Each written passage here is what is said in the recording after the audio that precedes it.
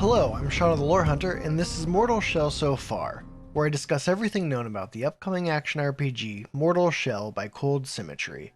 In part 1, I'm talking about the game's development history and what we know about the game's story and lore. Let's get into it.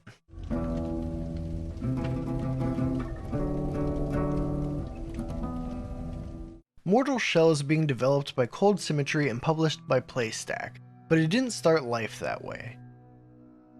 Mortal Shell began as Dungeon Haven in 2017, being developed by Cold War Studios. Cold War Studios consisted of two of the four founders of Cold Symmetry: Andrew McLennan Murray, a designer and programmer, and Anton Gonzalez, an artist and animator with credits on a number of smaller titles, and interestingly, worked as an environmental artist on Ghost of Tsushima. The premise for Dungeon Haven was that you were a knight returned to life from stone by a sentient dungeon looking to enthrall you and harness the power of creation. They planned to develop the game and fund it with a Kickstarter. However, this plan changed when they joined up with Vitaly Bolgarov and Dmitry Parkin to form Cold Symmetry. Vitaly Bolgarov is a designer and artist who worked previously for Blizzard and did concept art for the Alita Battle Angel and Ghost in the Shell films.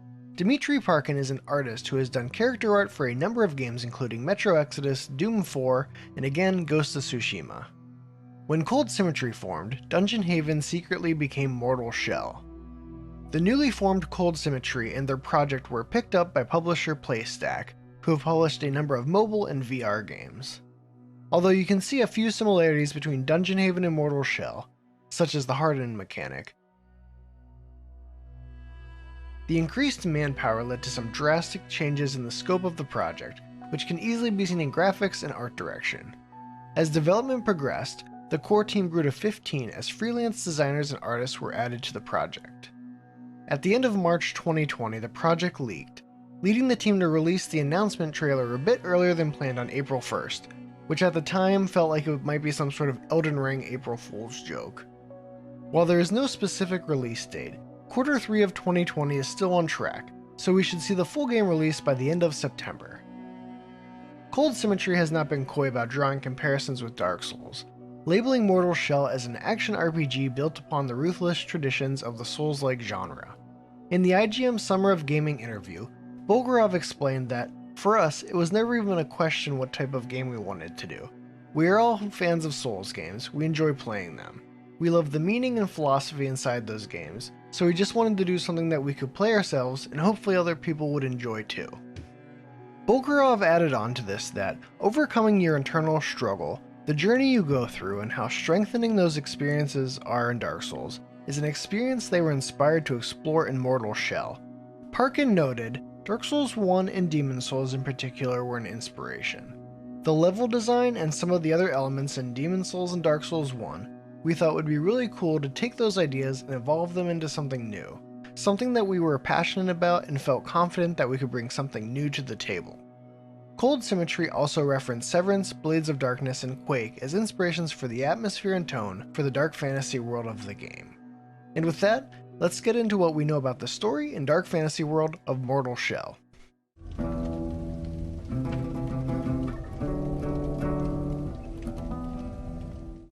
Awakening as an empty vessel, you will enter into a shattered and twisted world where the remains of humanity wither and rot. Implored to do the bidding of the mysterious Dark Father, you must traverse this tattered landscape and track down hidden sanctums of devout followers. There, in Mortal Shell's most hallowed grounds, you must overcome formidable foes and harvest the sacred glands. You won't truly be alone when the dead litter your path. Scattered across this land are the remnant anima of lost warriors who can be inhabited to gain their unique abilities and knowledge of weapons. The Dark Father is desperate for you to complete your task, but to what end? That is the official plot synopsis provided in the press kit, and it provides a good outline to understand the premise for the story that we can flesh out with more information. In an interview with Fextra Life, producer Kieran Ramdawar described the Empty Vessel player character as a non-human, unborn creature born into a mysterious world that you are not a part of, and you're going to try and claim something from the revered. In the IGN Summer of Games segment, the revered are described by Cold Symmetry as godlike creatures who produce within their glands a substance called the sacred nectar.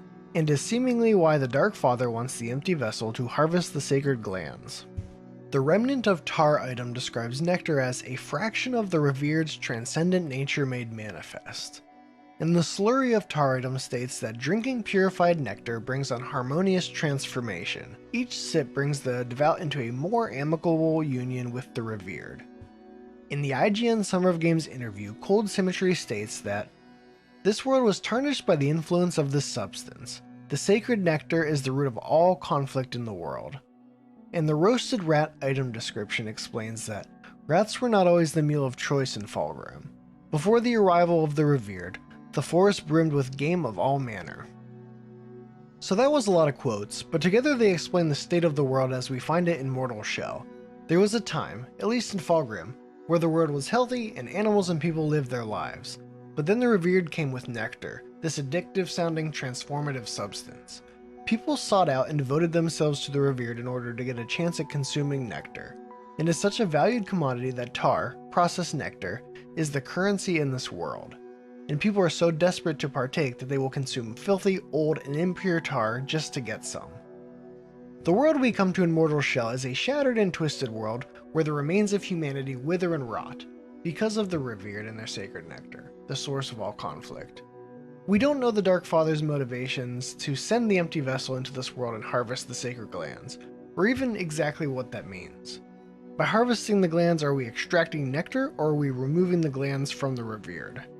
Is the relationship between the Dark Father and the revered antagonistic, or does he simply have his own designs and needs the glands and nectar to enact his scheme? The concluding question of the synopsis, asking to what end the Dark Father sends the empty vessel on their mission, seems to be a central mystery and thematic throughline of Mortal Shell. Cold Symmetry stated that, in the game, everyone is searching for meaning. Not only the player, but also the NPCs and other creatures that populate the world. Some of them find it, some of them don't. So we won't truly understand why we are harvesting these sacred glands, and discovering the meaning of the empty vessel's task and existence is kind of the point. And given that Cold Symmetry relayed a story about nihilism being the topic of an early team interaction, means the answer is probably not very cut and dry.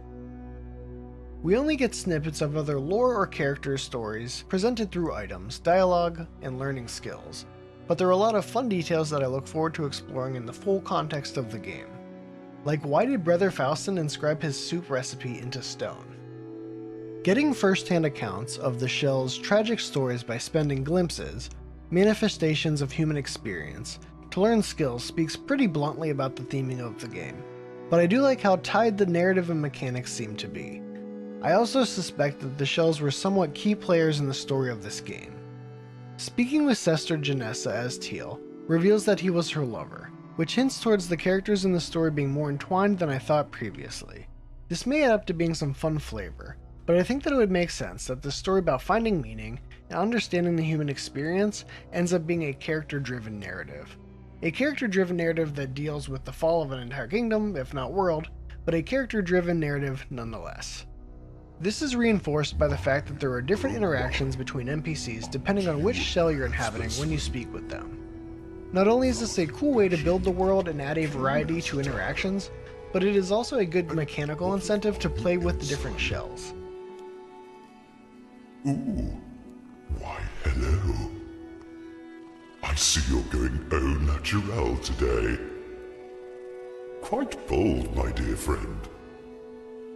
Not that I'm complaining.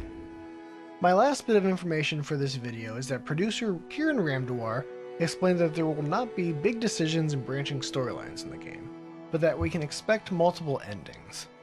That is not particularly surprising to me, but does tell us that we can expect a fixed story with the potential for choice at the end, or just as likely, an ending determined by prerequisite items acquired or questlines fulfilled over the course of the game. And that is what we know about the development, story, and world of Mortal Shell. I'm really looking forward to Mortal Shell. Cold Symmetry has big ideas, a story to tell, and passion. I'm here for it. If you enjoyed this video and learned something from it, please give it a like and share it out with anyone else who may be interested in Mortal Shell. My next Mortal Shell So Far video will cover gameplay and mechanics. Subscribe to my channel and ding the bell to be notified when that comes out. Thanks for watching.